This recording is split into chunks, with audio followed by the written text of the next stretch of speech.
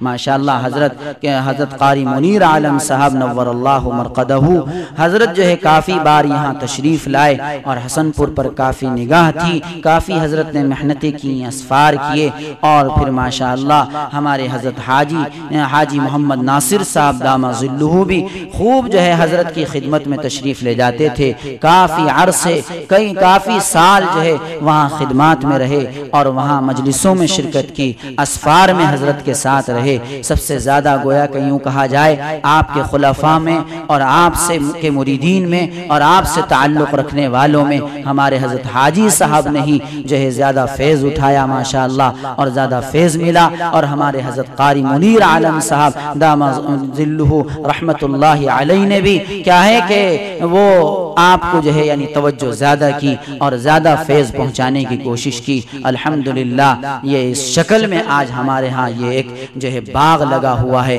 خانقاہ ناصریہ کے نام سے، اور یہ ہر منگل کے اندر جیسے میں نے ذکر کیا ہر منگل میں یہ سلسلہ ہوتا ہے اور یہ سلسلہ جاری و ساری رہتا ہے، یعنی منگل کے دن عشاء کی نماز کے بعد یہ جو ہے خانقاہ ناصریہ میں جو ہاتھے کے قریب میں ہے وہاں پر چلتا ہے۔ سب حضرات سے درخواست ہے کہ وہاں بھی تشریف لایا کریں۔ اللہ عز و جل ہمارے یہاں جمع ہونے کو قبول فرمائے اور بیٹھنے کو قبول فرمائے۔ اسی یعنی جو نظام چلتا ہے اسی نظام میں ہمارے حضرت قاری منیر عالم صاحب نور اللہ مرقدہ کے بیانات جو ہے اس یعنی نظام میں پڑھے جاتے ہیں، یعنی ہر منگل کو ہفتے واری مجلس کے اندر حضرت کی مجلسیں ہیں، حضرت کے بیانات ہیں، تو حضرت کے جو ملفوظات ہیں وہ اس مجلس میں پڑھے جاتے ہیں۔ انشاءاللہ وہ ہم اسی کو اب ہم پیش کرنے جا رہے ہیں، انشاءاللہ یہ آپ کے سامنے پیش کرتے ہیں۔ بسم اللہ الرحمن الرحیم نحمدہ ونصلی علی رسولہ الکریم۔ اللہ رب العزت کو چاہنے والوں کے چار طبقے ہیں، جس طریقے سے چار امام ہیں، چار کتابیں ہیں، جس طریقے سے چار سلسلے ہیں، نقشبندیہ، سہروردیہ، قادریہ، چشتیہ، ان کے علاوہ چھوٹے چھوٹے خانوادے ہیں، تو اسی طریقے سے اللہ رب العزت کے چاہنے والوں کی چار قسمیں۔ نمبر ایک تو اہل علم، جنہوں نے علم دین اور علم شریعت حاصل کی اور علم حاصل کر کے حلال و حرام کو پہچانا، اچھے برے کو پہچانا، اور ان کی اکثر زندگی اسی میں رہتی ہے کہ حلال کیا ہے حرام کیا ہے، مگر مکمل طریقے سے اپنے علم پر عمل نہیں ہے۔ بے شک یہ بہت بڑی فضیلت کی بات کہ انہوں نے فریضہ علم دین کو ادا کیا ہے۔ حدیث پاک میں آتا ہے طلب العلم فریضۃ علی کل مسلم، کہ علم دین کا اتنا سیکھنا جس سے حلال اور حرام کا پتہ۔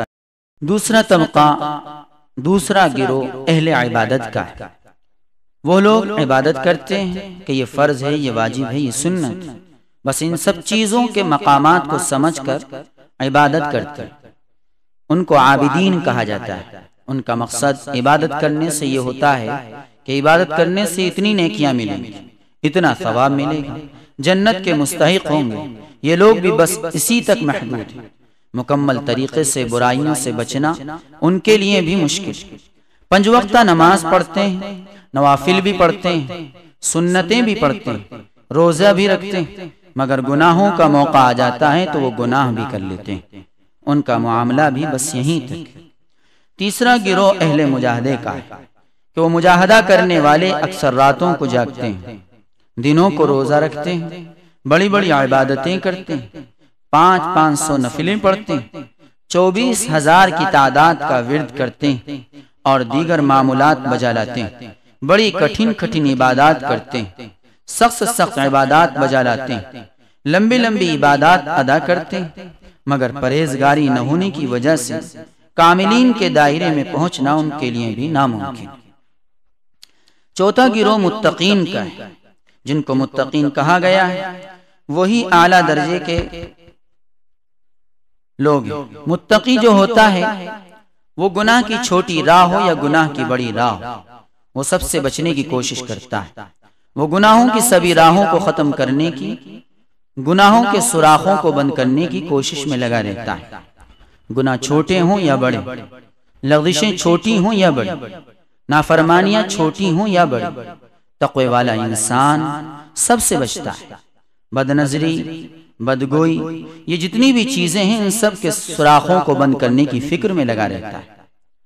میرے عزیزوں، کاملین کے مقام کو اگر پہنچ سکتا ہے تو متقی ہی پہنچ سکتا ہے۔ ہزارہ نفلیں پڑھنے والا نہیں پہنچ سکتا، لمبی لمبی عبادتیں کرنے والا، لمبی لمبی تسبیحات پڑھنے والا، علم کے بغیچے بکھیرنے والا، علم کو بہت لمبا چوڑا کر کے دکھلانے والا، ان سب کا اس مقام کو پہنچنا بڑا مشکل ہے۔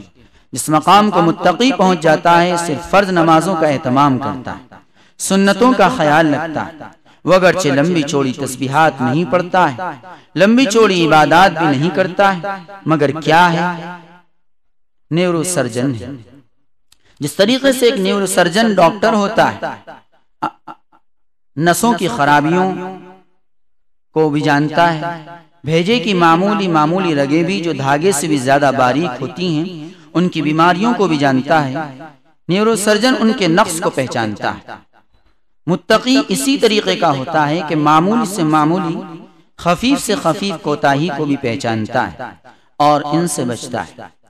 ایک اہل علم، ایک اہل عبادت، ایک اہل مجاہدہ اور ایک متقی ہے، ان میں متقی کا مقام سب سے اونچا ہے، اور متقی انسان ہی اللہ رب العزت کو بہت جلدی پا سکتا ہے۔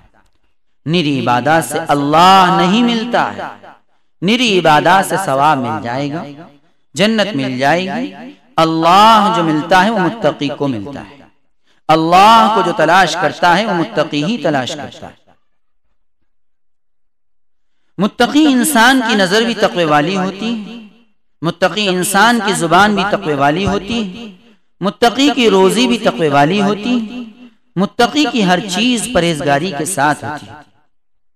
اس لیے میں آپ لوگوں کو یہ نہیں بتلاتا ہوں کہ تم 24,000 کا ذکر کرو، 1,00,000 کا ورد کرو، میں تو آپ لوگوں کو یہی بتلاتا ہوں کہ اپنا تعلق اپنے اللہ سے جوڑو اور غور و فکر کرو کہ کن چیزوں سے ہم اپنا تعلق اپنے اللہ سے جوڑ سکتے ہیں۔ آج وہ وقت نہیں ہے کہ 1000 نفلیں انسان رات کو پڑھ لے اور پھر فجر کی نماز صبح کو پڑھ لے، باجماعت نماز فجر ادا کرے، دن بھر روزہ رکھ لے اور روٹی روزی کما کر اس موسم میں بچوں کو دے دے۔ ایسا وقت نہیں ہے۔ ہاں، سال کے 12 مہینے روزہ دار بن کر اس وقت محنت و مزدوری کرنا بڑا مشکل۔ رمضان کے روزوں کی الگ بات کہ وہ صرف 1 مہینے کے ہیں، مگر میں سال کے اکثر دن روزے دار رہنے کی بات کہہ رہا ہوں، یہ بڑا دشوار ہے، کیونکہ جسم مضبوط نہیں ہے، ایمان بھی ایسا مضبوط نہیں ہے، جسم بھی کمزور ہے، عمل بھی کمزور ہے، ایمان بھی کمزور ہے۔ بس اس وقت تو آسان طریقہ یہی ہے کہ انسان متقی بننے کی کوشش کرے۔ آج کے دور میں اگر انسان متقی بن جائے تو میں کہتا ہوں کہ سارے مرحلے یہ متقی طے کر سکتا ہے۔ مگر ہاں، میں کہوں گا اس دور کے اندر متقی بننا بھی کوئی معمولی بات نہیں، حالانکہ ہیرا تو یہی تقوی ہے، موتی تو یہی ہے، گوہر تو یہی ہے، گھوڑا تو یہی ہے، سیارہ تو یہی ہے، وہ براق تو یہی ہے جو اللہ رب العزت تک لے جا سکتا ہے۔ ہاں، وہ تقوی ہی ہے، مگر وقت کے جو حالات ہیں وہ بڑے نازک ہیں۔ لیکن میں کہتا ہوں ان حالات کو چھوڑو، ہمیں حالات سے کیا مطلب؟ حالات تو پہلے بھی وہی تھے، آج بھی وہی ہیں، کرنے والوں کو ہیلے بہانے کی کیا حاجت؟ کرنے والے تو جو کرنا ہے بس وہی کر لیتا ہے۔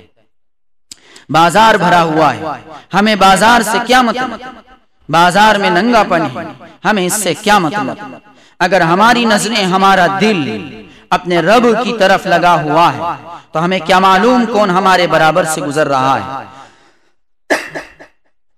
اور اگر ہماری نظریں اللہ سے نہیں لگی، ہمارا یہ دل اللہ سے نہیں لگا، تو پھر بدصورت سے بدصورت بھی ہم کو خراب کر دے گا۔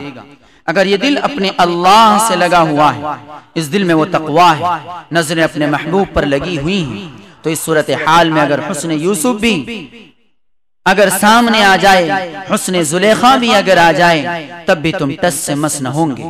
یہ تقوی کی سواری بڑی تیز رفتاری کے ساتھ تم کو دربار محبوب تک لے جائے گی۔ اہل علم بھی خسارے میں، اہل عبادت بھی خسارے میں، اہل مجاہدہ بھی خسارے میں۔ خسارے میں اگر نہیں ہے تو متقین نہیں ہیں، تقوی والے ہی کاملین اور نقصان سے باہر ہیں۔ 1000 سال کی نفلی عبادت سے تقوی والے کا ایک لمحہ آگے نکل جاتا ہے۔ بسا اوقات متقی کا ایک گناہ سے بچ جانا اس کو عرش اعظم تک پہنچا دیتا ہے۔ عبادت کا کرنا کمال نہیں ہے، گناہوں سے بچ جانا کمال ہے، اور گناہوں سے بچنے کے لیے انسان کو جرأت کرنی پڑے گی۔ ایک حسین خوبصورت عورت نظروں کے سامنے آئی، اللہ رب العزت انگلی نہیں رکھے گا، اللہ رب العزت اس کی آنکھوں پر ہاتھ نہیں رکھے گا، جرأت خودی اسی کو کرنی ہے۔ اپنی نظروں کو نیچے کرنا ہے، اپنی نظروں کو بچانا ہے۔ بعض مرتبہ ایک گناہ سے بچ جانا ساتوں آسمان کی مسافت طے کر جاتا ہے۔ متقی لوگ بڑے اچھے ہوتے ہیں، متقی لوگ خدا دوست ہوتے ہیں، متقیوں کی زندگی میں صفات خداوندی ہوتی، متقی لوگ طیب و طاہر ہوتے ہیں، متقی لوگ عدل و انصاف والے ہوتے ہیں، متقی کا ظاہر و باطن خوبیوں کا جامع ہوتا ہے، خوف خدا کا حامل ہوتا ہے۔ عابدین، مجاہدین اور اہل علم کے اندر یہ چیزیں اس درجے کمال کی نہیں ہوتی جس کمال کی متقین کے اندر ہوتی۔ متقی خوبیوں کا مجموعہ ہوتا ہے، متقی ہی ولی ہوتا ہے۔ نرا علم، نرا مجاہدہ، نری عبادت ہی ولایت کے مقام کو نہیں پہنچا سکتے، بلکہ ان کے ساتھ تقوی ہوگا تو کسی مقام کو پہنچے گا۔ میں نے ابھی کہا بعض مرتبہ ایک گناہ سے بچ جانا، ایک گناہ سے لرز جانا انسان کے اعلیٰ سے اعلیٰ مقام تک پہنچنے کا ذریعہ بن جاتا ہے۔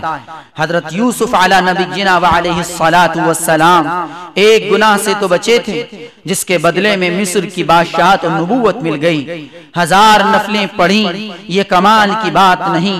کسی نے اپنے مکر و فریب میں پھنسایا یا پھنسانا چاہا، یہ اس سے بچ گیا، یہ کمال کی بات ہے۔ 10-20 روزے متواتر لگاتار رکھے اور وہ بھی گرمی کے موسم میں رکھے، یہ کمال کی بات نہیں۔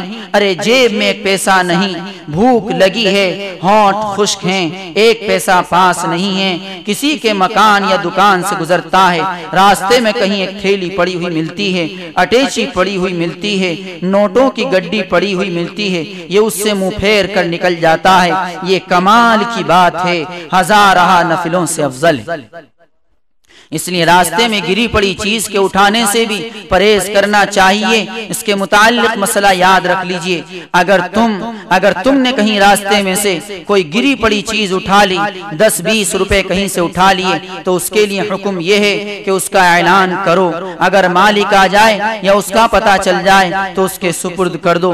اگر اعلان اور تشہیر کے بعد بھی اس کا مالک نہ آئے تو اس کے مالک کی طرف سے نیت کر کے صدقہ کر دو۔ اگر اٹھانے والا غریب اور محتاج ہے تو خود بھی استعمال کر سکتا ہے۔ تو متقی اول تو کسی کی چیز اٹھائے گا نہیں، اگر اٹھائے گا تو اس کے مالک تک پہنچانے کی پوری کوشش کرے گا، کیونکہ متقیوں کی زندگی میں دنیا جڑ پکڑے ہوئے نہیں ہوتی۔